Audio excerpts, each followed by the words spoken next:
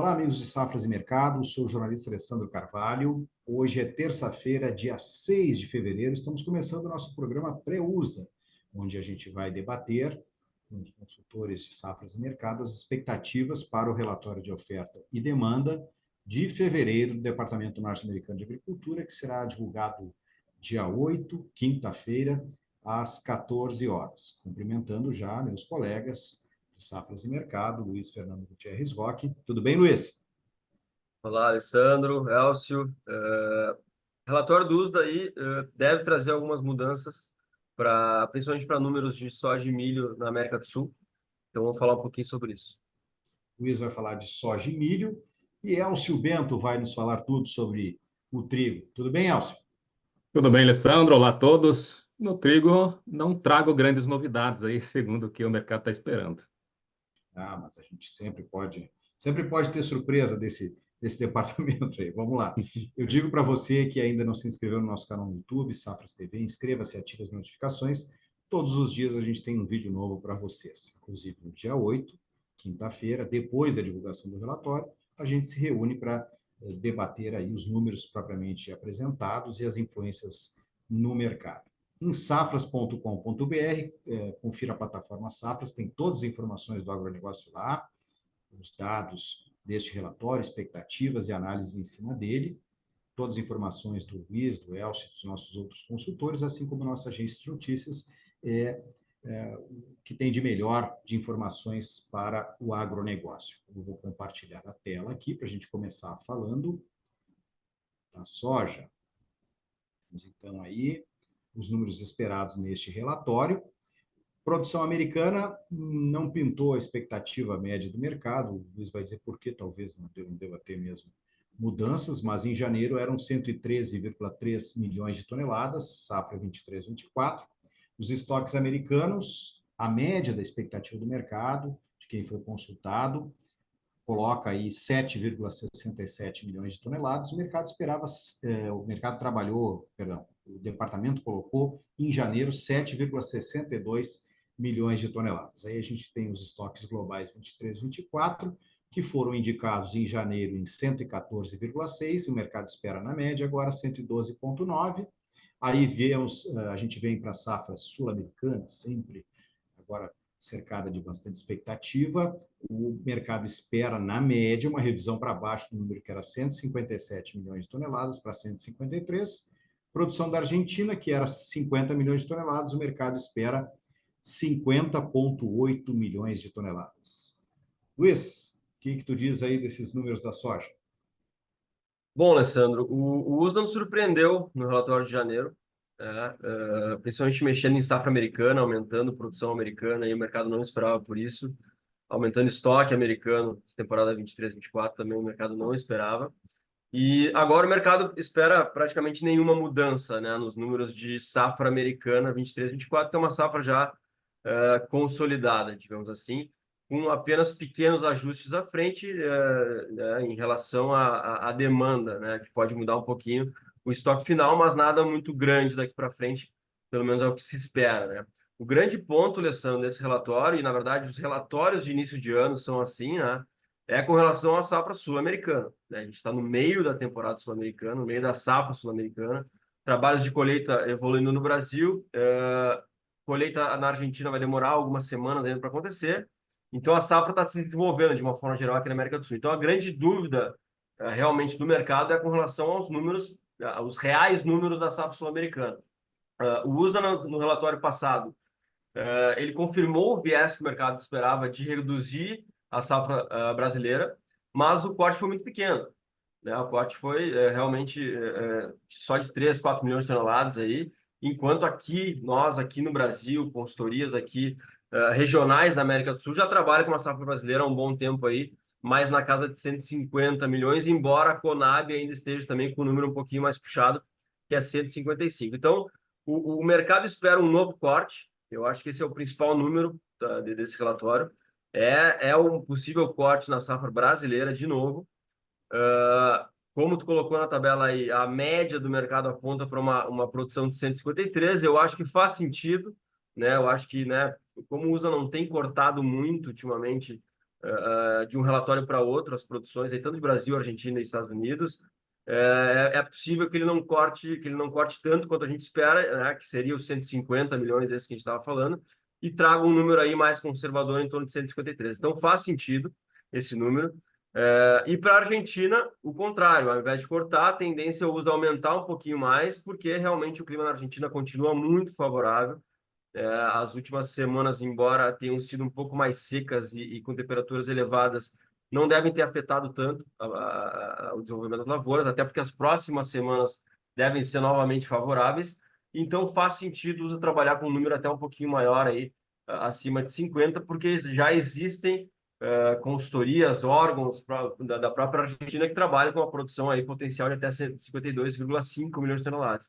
Então, se a gente olhar para os números que o mercado espera, tende a ser um relatório mais ou menos misto, né? Se por um lado ele corta a produção, tende a cortar a produção brasileira, por outro lado tende a aumentar a produção argentina, mas de uma forma geral, como o corte na produção brasileira tende a ser maior do que o aumento na produção argentina, né? A gente vai ter um resultado aí líquido negativo, né? Que deve impactar nos estoques mundiais, mais ou menos uns 2 milhões de toneladas a menos que o mercado está esperando. Então, tende a ser um relatório um pouquinho misto, mas também puxando um pouquinho para um relatório um pouco altista. Nada que mude a cara do mercado, né? Em USA confirmando esses números aí, eu acho que não muda muita coisa no mercado. Talvez Chicago ganhe um pouquinho de fôlego, mas deve ser muito pontual. Porque, como eu falei, né, apesar de ser um corte não tão grande quanto esperado, é um corte importante na safra brasileira, que tende a levar a um corte de estoque mundial, que, de uma forma geral, deve continuar bem acima do ano passado. Então, esse é o principal viés, o principal fator, na verdade, de viés negativo para o mercado, que é essa tendência de aumento da safra sul-americana nessa temporada, que tende a levar a um estoque mundial maior aí em 2023, 2024. Então, vamos ver o que o USDA traz. Se o USDA nos surpreender, daqui a pouco cortar mais a safra brasileira, não mexer na safra argentina, a gente pode ter um movimento um pouquinho mais acentuado, mas eu acho que esses números aí, essa média do mercado faz bastante sentido para esse momento. Maravilha, Luiz. Vamos ver o que nos aguarda aqui no milho. Bom, nós temos, então, produção americana havia sido indicado em janeiro uma produção 23, 24 de quase 389,7 milhões de toneladas. Não tem, nesse caso, aí, a expectativa do mercado, mas a gente tem expectativa do mercado para os estoques americanos 23, 24. O mercado espera, na média, né, 54,2 milhões de toneladas contra 54,9 milhões de toneladas que tinham sido indicadas em janeiro. Já os estoques globais 23, 24, o mercado espera um corte aí, que era 325,2 milhões de toneladas para 324 na média. E aí sim, produção sul-americana, temos aí a produção brasileira 23, 24, o mercado também espera, na média, aí, um corte em relação ao número de janeiro, como na soja. O mercado trabalhando na média de 124,3 milhões de toneladas. Em janeiro, o USDA tinha colocado 127. E a produção da Argentina, olha aí, também em linha com a soja, que no caso do Brasil houve um corte, a expectativa média de um corte. No caso da Argentina, na soja, se espera uma revisão um pouquinho para cima na média, no caso da soja, e também agora no caso do milho, que o mercado trabalha na média de 55,7 contra 55 milhões de toneladas de janeiro, Luiz. Pois é, no caso do milho, é muito parecido, né, a tendência para o relatório do milho, né, com o provável aumento de produção argentina, provável corte de produção brasileira e mudanças mínimas aí em produção americana e estoque americano. Só que no caso do milho, a gente vê que a expectativa para estoque global ela é de uma mudança muito pequena, né, 1 milhão a menos nesse universo de produção de milho, não muda nada no estoque global aí de milho. Então, assim, os cortes para o milho devem ser menos acentuados e esses cortes, em se confirmando, né, o que o mercado espera, tendem a trazer um relatório neutro, embora possa cortar aí a safra brasileira, que faz sentido também cortar um pouquinho mais, pela questão muito diária, né, que a gente tem dúvida com relação à área que a gente vai conseguir plantar agora na safrinha, pelo atraso lá no plantio de soja e tudo mais, né, e o plantio tardio de soja abre essa possibilidade da gente ter uma área de safrinha menor no Brasil, o que abre essa possibilidade do USA trabalhar uma produção um pouco menor. Já na Argentina, de novo, a questão climática melhor, então a tendência é de algum ajuste, mesmo que pontual, na produção. No fim das contas, não muda muita coisa. Então, tende a ser um relatório bastante neutro no milho, salvo alguma surpresa, salvo algum corte maior na produção brasileira, ou o contrário também pode ser verdadeiro. Daqui a pouco ele não mexe na produção brasileira, e aí a gente vai ter um estoque global maior, isso pode trazer um viés um pouquinho negativo, mas de uma forma geral, as mudanças para o milho são muito menores, né? Se esperam mudanças muito menores, então tende a ser um relatório bastante neutro no caso do milho, salvo alguma surpresa aí por parte do uso. Beleza, Luiz? Passando para o trigo, conversar com o Elcio. Não temos tantas expectativas médias do mercado, Elcio, mas eu sei que o Elcio está cheio das suas expectativas em relação a esse relatório, vai nos comentar bem esses números. Nós temos o departamento colocando a produção americana 23, 24 em janeiro, 49,3 milhões de toneladas. Aí nós temos os estoques americanos 23, 24, indicados em janeiro pelo departamento em 17,6 milhões de toneladas. O mercado espera basicamente a mesma coisa, aí 17,66 milhões de toneladas, sempre lembrando que é a média das expectativas do mercado. Os estoques globais 23, 24 também quase nada de mudança na média da expectativa do mercado, que é 260,1 milhões de toneladas, em relação ao número de janeiro, que foi 260 milhões de toneladas. Elcio Bento. Então, Alessandro, o que a gente vê é que os números que o mercado está trazendo, né, esperando, já não mudam muito em relação a janeiro, porque efetivamente não tem o que mudar, né? A gente já está com a safra consolidada, o lado da oferta não tem o que a gente trazer de mudança, e claro, sempre pode ser que o SDA traga algum ajuste. Quais seriam os possíveis ajustes? A maioria deles já foram feitos. A Rússia tinha uma safra subestimada que agora foi ajustada, um pouquinho menor que o ano passado, mas a segunda maior da história. A Austrália tinha uma safra que estava superestimada, foi ajustada, o mesmo aconteceu para a Argentina. Aqui no Brasil também é a mesma coisa, e agora esses números estão muito alinhados. Talvez um número que ainda há uma discordância grande entre agências locais, entre traders e tal, é o número da Índia, que fala-se que seria um número de 100 milhões, e o SDA mantém lá os seus números, o seu número, na verdade, próximo a 110 milhões de toneladas. Seriam possíveis ajustes, mas no caso da Índia, por exemplo, a próxima safra já entra no próximo mês de março, final do mês de março. Então, se a gente pensar pelo lado da oferta, também os Estados Unidos também já fez ajustes, né? A produção é maior que o ano passado, mas não existe muito o que inventar em relação à safra 23, 24 no lado da oferta. Pode ser que nós tenhamos o lado da demanda. No caso norte-americano, as recentes compras da Índia podem ter impulsionado, né, o maior volume de vendas. Isso a gente pode ter alguma alteração. Existe também a questão da região do Canal do Suez, que está, pelo menos, sendo deixada de ser utilizada por grande parte das embarcações, em função da tensão que existe na região do Iêmen. Isso pode dificultar, encarecer o frete de países do Mar Negro e da Europa e levar essa demanda para algum outro país, por exemplo, a Argentina. Então, diante disso, no lado da demanda, a gente pode ter alguma alteração. Fora isso, o mercado já está muito mais de olho na safra de inverno, né?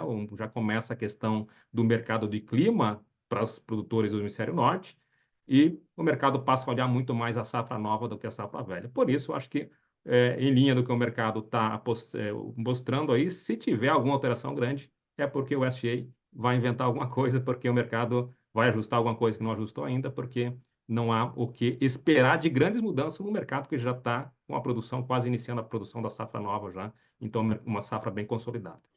Bom, vamos falar um pouquinho da Bolsa de Chicago, então. Nós temos aí as operações rolando na tarde dessa terça-feira. Começando pela soja, Luiz, soja contrato março com uma alta pequena, em torno de 0,2%, que está movimentando aí. O mercado já se posiciona frente ao relatório de alguma forma, mas essa semana, ou os últimos dias, dá para dizer, a gente está vendo uma recuperação técnica, porque o mercado caiu muito, né, desde o início do ano, caiu bastante. Está trabalhando aí abaixo de 12, coisa que não acontecia há um bom tempo, abaixo de 12 dólares por bushel. Inclusive, nesse momento, ele está tentando recuperar esses 12 dólares por bushel, não está conseguindo, né? Está aí 11,99, batendo nos 12 e voltando. Porque aquela coisa, Alessandro, embora o relatório possa ser até um pouquinho autista, embora, né, como eu tenha falado, se for, vai ser muito pontual, porque a macro tendência continua apontando para baixo. né, a tendência, né, os fatores principais aí que são ligados à oferta sul-americana, que resultam numa oferta mundial maior em 2024, ou tendem a resultar, apontam para baixo, né? Então, por isso que o mercado segue pressionado. Se a gente tiver um relatório um pouquinho altista, isso pode ser aproveitado, porque, de novo, o mercado deve continuar apontando para baixo aí, à medida que a gente for confirmando os tamanhos da produção de Brasil e Argentina, e salvo alguma grande surpresa climática, né? Obviamente, a safra a gente já está aberta ainda, a brasileira ainda tem que andar a colheita para a gente descobrir realmente qual foi o tamanho do problema aqui, que existe uma dúvida ainda. Mas é isso, salvo alguma surpresa aí do USA, a gente deve ter a continuidade dessa pressão no mercado aí, embora com uma que outra sessão, mesmo após USDA, de alguma recuperação que pode ser aproveitada, porque, de novo, o macro aponta para baixo. Certo, Luiz. E o milho caindo 0,8% no contrato março, Luiz. O milho também, olhando para esse uso aqui, como eu falei, tende a ser neutro, e nesse momento ser neutro é dar continuidade ao movimento que vem de algumas semanas, já que é um movimento também negativo, frente a uma safra maior, frente a estoques bastante elevados no mundo. Então, assim, de novo, salvo alguma surpresa que mude esse movimento no curto prazo, a tendência para o milho também continua apontando para baixo. E aí, daqui a pouco, né, mais um pouquinho mais para frente, a gente vai começar a falar de safra norte-americana, mas por enquanto o que está pegando é essa melhora climática na América do Sul. A Argentina um clima melhor para a evolução das lavouras, o Brasil também, de alguma forma, nas últimas semanas com um clima melhor. Então é isso. Então tende a ser um relatório neutro que traz um ambiente, né, a continuidade de um ambiente negativo, e é isso que o mercado já está se posicionando diante aí desse relatório, que provavelmente vai trazer esses números que a gente está esperando. Valeu, Luiz. O Elcio vai nos dizer as razões para o trigo estar subindo 1% no contrato março. Então, a razão básica é que ontem caiu, né? A gente tem o mercado que está com tendência de queda. Está subindo porque ontem caiu. A gente tem uma queda acumulada aí de 6% já no mês. Então, é uma queda que normalmente não acontece por ser um pico da entre-safra no hemisfério norte, mas a gente tem uma questão ainda de uma grande quantidade de trigo russo ingressando no mercado e ingressando a preços competitivos. Então, isso derruba os preços. O mercado tem um suporte para o contrato de março próximo a $5,90 por bushel. Hoje, no período da manhã, chegou a romper esse suporte, mas agora retornou e opera em alta. Acho que basicamente é isso, uma recuperação. O mercado está em baixa, é uma tendência baixista. Se a gente vê em relação ao ano passado, são 20% de queda. Então, o mercado acomodando, ainda ajustando aquela questão da forte elevação que nós tivemos no momento do início da invasão russa à Ucrânia. E atento, claro, às tensões no Oriente Médio, mas um mercado que é muito pressionado pelo grande volume de trigo que tem na Europa e especialmente na Rússia para exportação. Basicamente isso. Então, hoje, uma recuperação técnica em relação à queda de ontem. Deixa eu só, Alessandro, Vai lá, complementar, vai lá. desculpa, só para complementar, tá? Eu falei que o relatório para a soja ele tende a ser de neutra a levemente altista, trabalhando com os números que o mercado está esperando.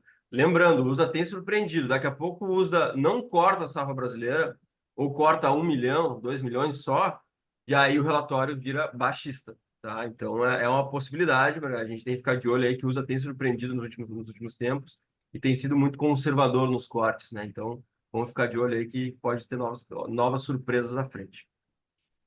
Para isso, tem que ficar ligado em safras.com.br, na plataforma Safras, onde está o trabalho desses craques aí, nossos consultores. E quero também deixar recado para vocês olharem na descrição do vídeo nossas redes sociais, estejam junto conosco. Assim como na descrição do vídeo também tem a lista de cursos e eventos de Safras e Mercado, desses consultores e de outros, né? Tem live lá, tem cursos, palestras, tem o que tiver ali, você pode clicar e buscar mais informações e se inscrever para esses eventos. Agradeço muito o Elcio e o Luiz, e quinta-feira estamos de volta, falando se teve surpresa, se não teve surpresa, o que o USDA apontou neste relatório de fevereiro. Obrigado, meus amigos. Um abraço. Abraço. Valeu, abraço.